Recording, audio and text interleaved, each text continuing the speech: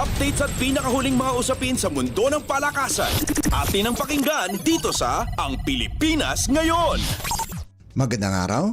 Narito na po ang sports balita. Inilabas na ng PBA ang listahan ng elimination round ng Commissioner's Cup kung saan magtatapat ang Barangay Ginebra at Magnolia sa Manila Clasico na nakatakda sa Pasko. Maghaharap sa unang pagkakataon sa season ang Kings at Hotshots sa main event sa Disyembre 25, natampok din ang laban sa pagitan ng Meralco at Converge. Ito na ang ika-4 na sunod-sunod na laban sa Pasko ng Ginebra at unang laban kontra Magnolia simula pa noong sila ang naglaban noong 2021. Noong 2022, nakatapat ng Kings ang Bay Area Dragons sa pagbubukas ng Commissioner's Cup Finals Series, habang nitong nakalipas na taon ay nakatapat nila ang TNT Tropang Giga. Samantala, inaasahan ang mainit na panimula ang matutunghayan ng mga fans sa pagbubukas ng PBA sa Nobyembre 27, kung saan magtatapat sa opening ang Converge at Terra Firma na gaganapin sa PhilSports Arena. At nagkataon na ang bagong gwardya ng FiberXers na si Jordan Heading ay unang matutunghayan laban sa Jeep, ang koponan na pinili siya noong Special Gilas Draft noong 2020. Ang guest team na Hong Kong Eastern ay masisilayan din sa unang araw ng komperensya, kung saan makakabanggaan nila ang Phoenix Fuel Masters. Katulad ng nakalipas na Governor's Cup, siksik ang schedule ng mid-season conference na may laro 5 beses sa isang linggo, at ang unang laro ay magsisimula alas 5 ng hapon at ikalawang laro sa alas 7:30 ng gabi. Pagkatapos ng laro sa araw ng Pasko, magpapahinga ang liga ng 2 linggo bago bumalik sa aksyon sa Enero 5 sa susunod na taon. Mayroon ding 2 out-of-town games ang Commissioner's Cup, kung saan ang una ay sa pagitan ng Converge at Ginebra na gaganapin sa Batangas sa Disyembre 21, at susundan ng bakbakan sa pagitan ng San Miguel at Meralco sa Enero 18 na gaganapin sa Candon, Ilocos Sur. Updates at pinakahuling mga usapin sa mundo ng palakasan. Atin ang pakinggan dito sa Ang Pilipinas Ngayon.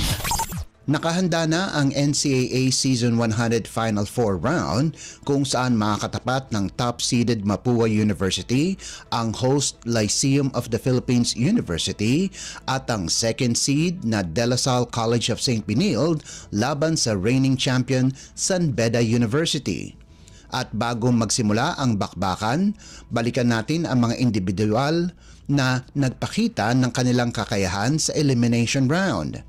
Ang gwardya ng San Sebastian College Recoletos na si Paeng Are ang kasalukuyang nangunguna sa dami ng puntos kada laro, kung saan nakalikom ito ng 304 na puntos sa loob ng 17 laro na may average na 17.88 points. Pumangalawa naman si John Barba ng Lyceum na may 17.61 points. Pangatlo si Jimboy Estrada ng Letran na may 16.76 points. Joshua Giab ng Jose Rizal University, 16.56 points. At reigning most valuable player Clint Escamis ng Mapua na nasa ika-5 pwesto na may average na 15.44 markers.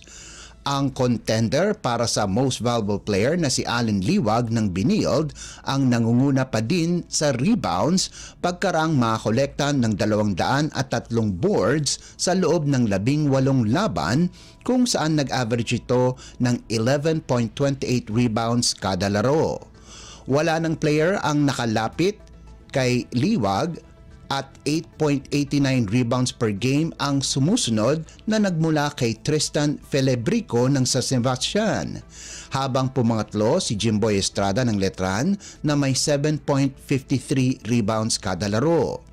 Nangunguna naman si Estrada's assist kung saan nag-average ito ng 5.82 assist kada laro, habang pumangalawa si Greg Cunanan ng LPU na may 5.18 assists per game at pumangatlo si Are na may 4.35 assists kada laro. Updates at pinakahuling mga usapin sa mundo ng palakasan. Atin ang pakinggan dito sa Ang Pilipinas Ngayon. Nakagawa ng kasaysayan si Filipino-American Peter Grosse Close pagkatapos kunin ang bronze medal sa International Skating Union o ISU Junior World Cup 2 na ginanap sa Bormio, Italy. Nakapagrehistro ang 17 anyos na si Grosse Close ng 41.73 seconds para kunin ang ikatlong pwesto sa 500-meter final at maging kauna-unahang Pilipino na nanalo sa isang speed skating meet. Sa isang social media post, inanunsyo ng Philippine Skating Union o PHSU ang makasaysayang accomplishment ni Grosse Close kung saan nakuha niya nga ang bronze medal kalaban ang 47 kalahok sa torneo. Nagtapos ang katutubong Tarzana, California sa likuran ni Min Seung Kyu ng South Korea at Victor Chartrand ng Canada na nakuha ang gold at silver medal ayon sa pagkakasunod. Updates at pinakahuling mga usapin sa mundo ng palakasan. Atin ang pakinggan dito sa Ang Pilipinas Ngayon. At yan ang pinakahuling balita sa larangan ng palakasan. Para sa Radyo Pilipinas World Service, ito po si Leo Magpayo. Magandang araw. Updates at pinakahuling mga usapin sa mundo ng palakasan. Atin ang pakinggan dito sa Ang Pilipinas Ngayon.